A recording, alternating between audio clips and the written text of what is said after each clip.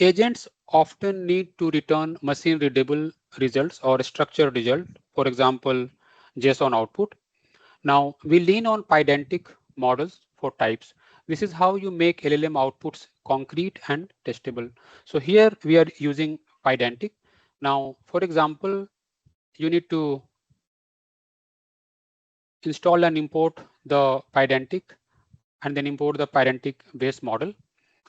Here you define a Pydantic base model class or your structure which you want your agent to return.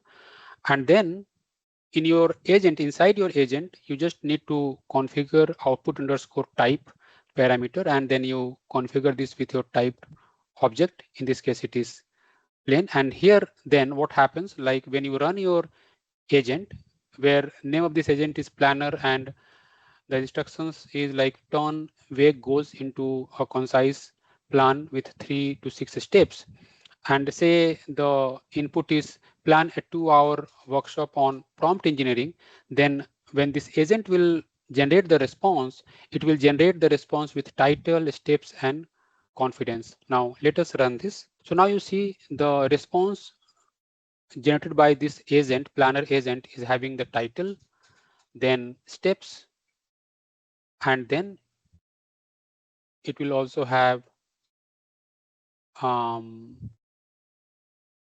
the last one, which is the confidence score. So this is how you enforce your agent to generate structured output. This video is part of my course Mastering AI Agent using OpenAI Agent SDK, the course which I have published on Udemy. The link of that course is available in the description. So if you are interested, please follow the link and get your certification done.